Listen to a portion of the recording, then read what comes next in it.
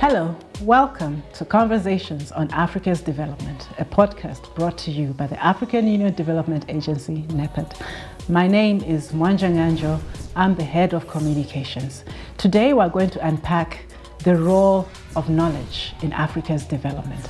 We have with us in the studio Martin Bwalya, who is the Director of Knowledge Management and Program Evaluation.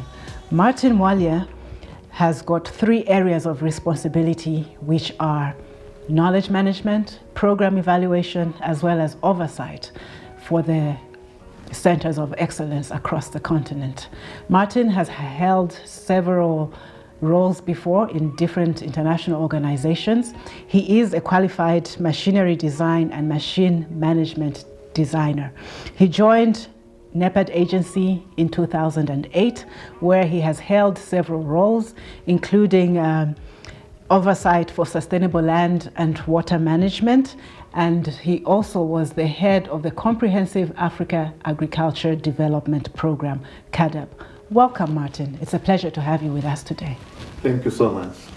Martin, when we talk about knowledge for the continent's development, would you say that knowledge in itself, although we use it every day as a tool, but we don't, normally the person on the ground or wherever does not usually think about knowledge.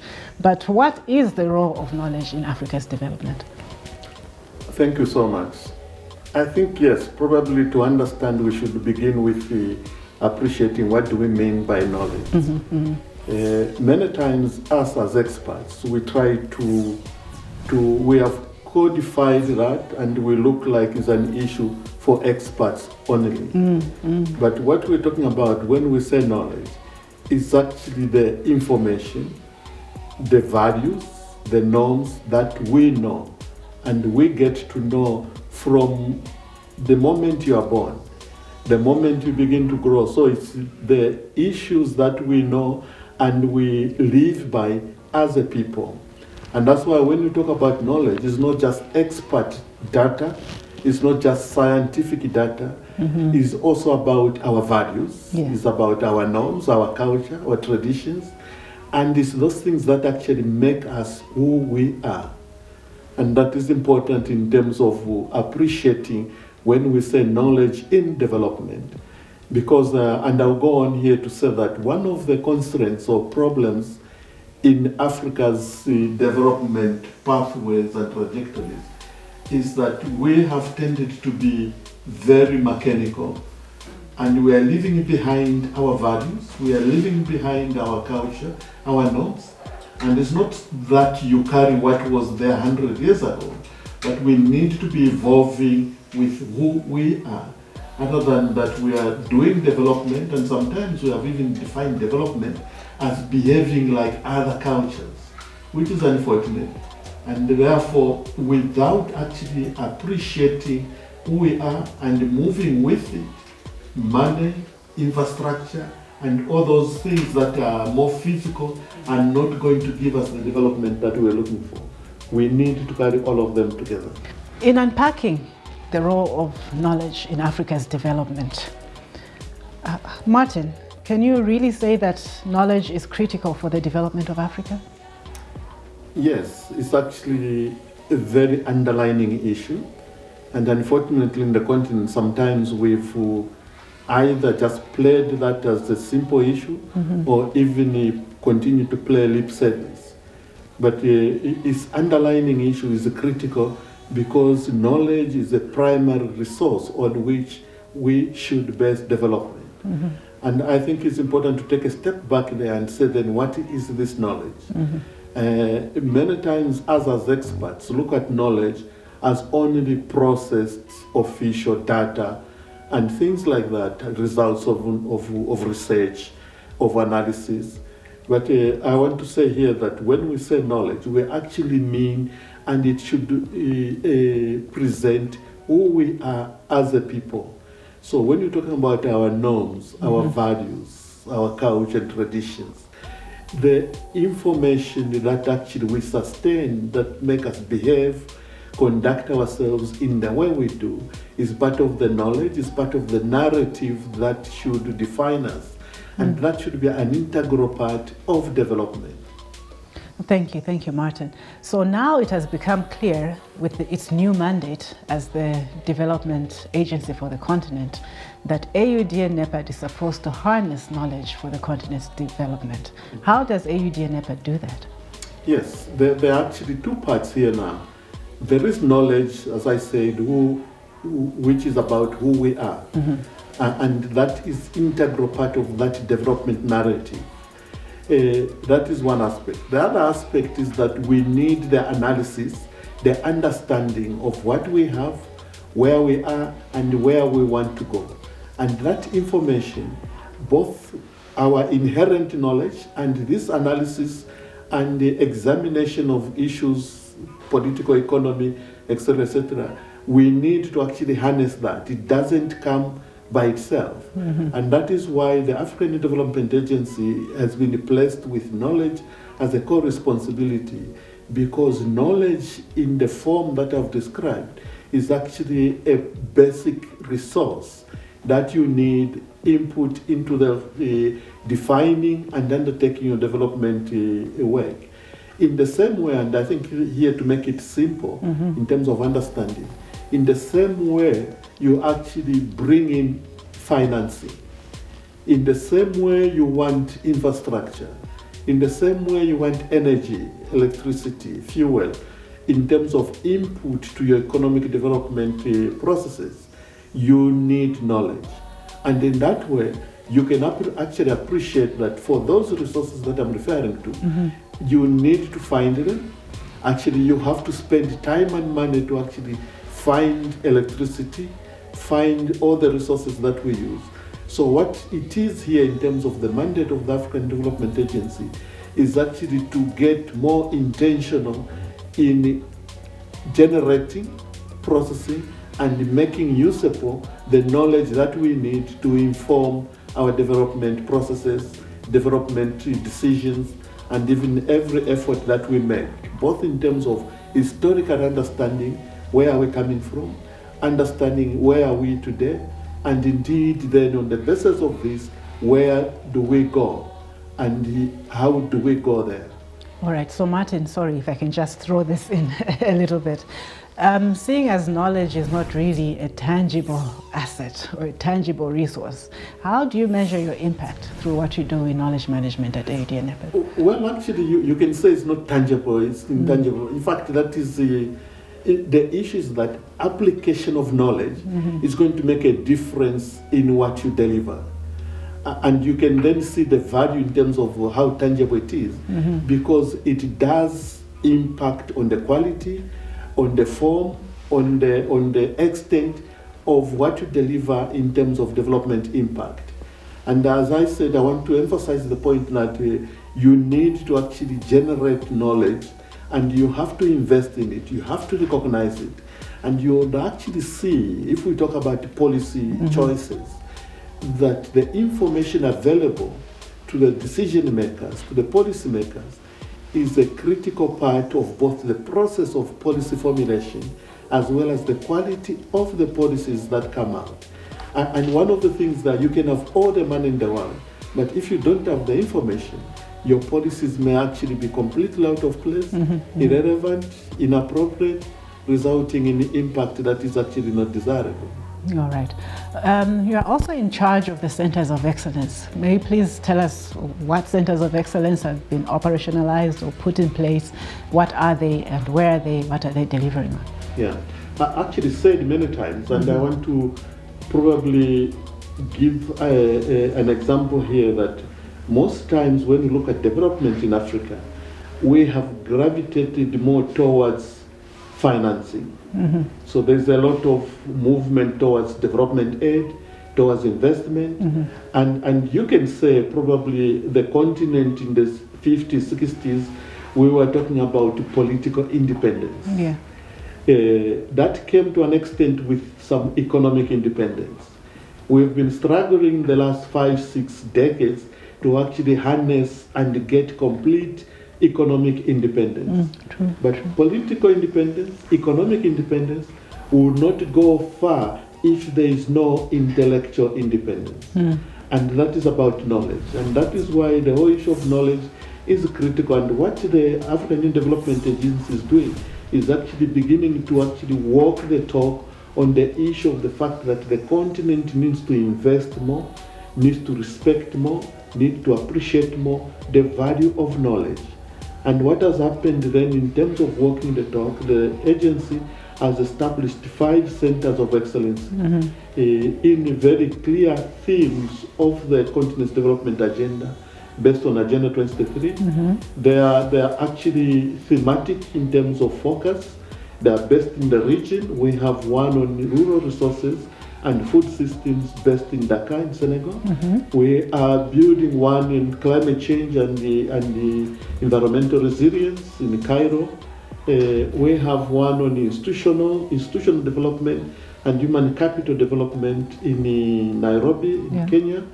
We have one on science, technology and innovation, which is actually kind of the central piece in that configuration of the 5 centers of excellence, which is based within the Stellenbosch University ecosystem and South Africa's Council for Industrial Research in Stellenbosch. We also have one on the supply chain and the logistics, which is actually covering industrialization, markets and trade. Now, these centers of excellence in terms of... Sorry, where's the last one based? The last one is actually we are negotiating in terms of location. It's the only one that is not yet placed in terms of physical placement in the region, but most likely in Central Africa. Okay. But actually the other 4 are already in location and operating. And even on the supply chain and the logistics one, we are actually working from here, even though the placement in the region is not yet done. Okay. I was going to say that the centers of excellence becomes a very critical delivery instrument for the continent's agenda, especially when you come back to that issue of the value of knowledge, the harnessing of knowledge, and placing knowledge at the center of our decision making, our analysis, and our efforts to actually generate value for money. And you're talking about quality policy choices, quality, relevant, appropriate investment choices. And what you know, the facts and figures, and the human appreciation in terms of norms and values becomes important of those decisions. So the centers are an integral part of the agency's delivery mechanism, focusing on generating and actually harnessing. The agency doesn't have to do all the research itself, but is actually harnessing the capability for research across the continent from various public, private agencies, packaging it, and one unique value of the centers of excellence within AUDA is that it can and is actually very systemically connecting between policy processes, national, regional, and continental level, as well as the research capability, the training capability, and the knowledge in general, knowledge generation through our think tanks, our knowledge networks, and institutions like that. All right, now if I can shift the conversation a little bit. I think you started to touch a little bit on it when you responded to the first question. What is the role of indigenous knowledge? Is it still critical for the development discourse and trajectory as to where we're going today as a continent? Actually, maybe this is where we misdirect ourselves, because sometimes indigenous is also used to mean primitive, for instance. Backwardness. Backwardness and things like that.